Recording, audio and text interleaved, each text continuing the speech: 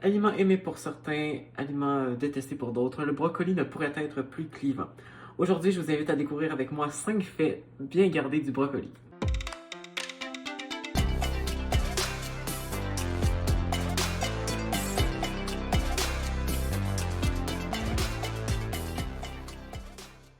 Souvent, on va dire que bon, que je prenne du brocoli, que je prenne du chou-fleur, du souffleur, ouais. Que je prenne du chou-fleur, c'est la même chose. Les deux sont tellement similaires. Mais en fait, le brocoli est beaucoup plus nutritif que le chou-fleur. Par exemple, on dit que le brocoli, ça contient 11% de la vitamine A qu'on a besoin en apport quotidien, tandis que le chou-fleur n'en contient pas. Le brocoli a davantage de calcium, de protéines et presque le double de la quantité de vitamine C qu'un chou-fleur. Alors, si vous avez un repas et que vous hésitez entre le chou-fleur et le brocoli, mais préférez le brocoli qui va être beaucoup plus nutritif. Deuxième fait. Alors, le brocoli, bon, on sait, ça peut être cultivé, c'est surtout cultivé dans les endroits qui fait un peu plus chaud, pour que ça supporte bien la température, etc., etc., etc. Et savez-vous en fait que un des plus grands producteurs, en fait le plus grand producteur de brocoli aux États-Unis, donc qu'on mange ici, là, ça vient de la Californie, qu'on appelle également l'État vert, rien de moins. Donc c'est surtout cultivé là-bas parce que son climat est favorable à la pousse du brocoli. Parce que la température n'est pas trop froide et pas trop fraîche et est juste parfaite. Troisième fait, saviez-vous que le brocoli, en fait, ça désigne quelque chose, ça désigne un nom. Ça signifie le haut fleuri du chou. Et oui, brocoli, ça veut dire ça. C'est que brocoli, en fait, c'est italien. Alors on devrait dire brocoli. Ou, bon, ça veut dire c'est ça, la fleur, sommet fleuri du chou ou bien la protection du chou. C'est que quand il était introduit en première fois, quand il était introduit pour la première fois en Angleterre, tout ça, c'était utilisé comme des asperges italiennes. Donc voilà, et même, donc on prenait les bouts, et puis là, il y avait le brocoli comme une genre de fleur, en tout cas. On comprend l'idée. On peut également dire que le brocoli, c'est un légume, mais c'est aussi une fleur.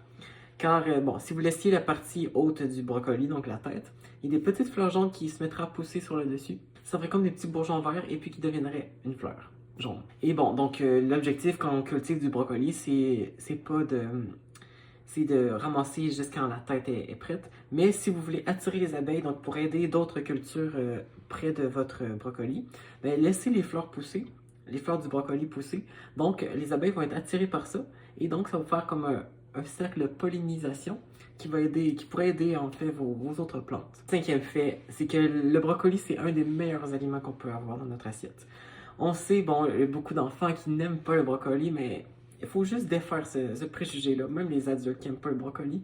C'est juste que peut-être que vous ne connaissez pas comment l'apprêter. Il y a tellement de façons de l'apprêter, que ce soit à la vapeur, que ce soit bouilli, que ce soit à la poêle, dans le four, en purée. Le brocoli se déguste de mille et une façons et d'autant de façons en fait de consommer les nutriments, les bienfaits pour la santé que le brocoli contient. Donc comme je l'ai mentionné précédemment, le brocoli a beaucoup de vitamines, il y a beaucoup de protéines, il y a vraiment des fibres, il y a beaucoup de fibres. Donc tout ça, ça peut aider la flore intestinale, que ça soit la peau. Même qu'on dit qu'une tasse de brocoli haché, coupé, ça correspond à la quantité de vitamine C d'une orange, donc qui est nécessaire dans une journée. Et même la vitamine A a été démontrée par plusieurs études par des scientifiques qu'elle pouvait être utilisée dans la promotion d'une bonne santé oculaire, donc pour aider un peu aussi à la dégénérescence des yeux. Donc on a tout à gagner à intégrer du brocoli dans notre alimentation. Évidemment, pour obtenir des informations précises et vraiment pour la santé, il faut consulter un nutritionniste ou un médecin qui sera la seule personne vraiment apte à vous conseiller quant à l'ingestion d'un aliment pour votre santé, comme le brocoli. Donc dites-moi dans les commentaires qu'est-ce que vous avez appris sur le brocoli aujourd'hui, qu'est-ce que vous ne saviez pas, et vous pourriez également me mentionner comment vous l'apprêtez-vous, votre brocoli, au quotidien. J'ai hâte de vous lire. J'ai très hâte de vous lire. Mais d'ici là, je vous dis rendez-vous à la prochaine fois pour une autre vidéo.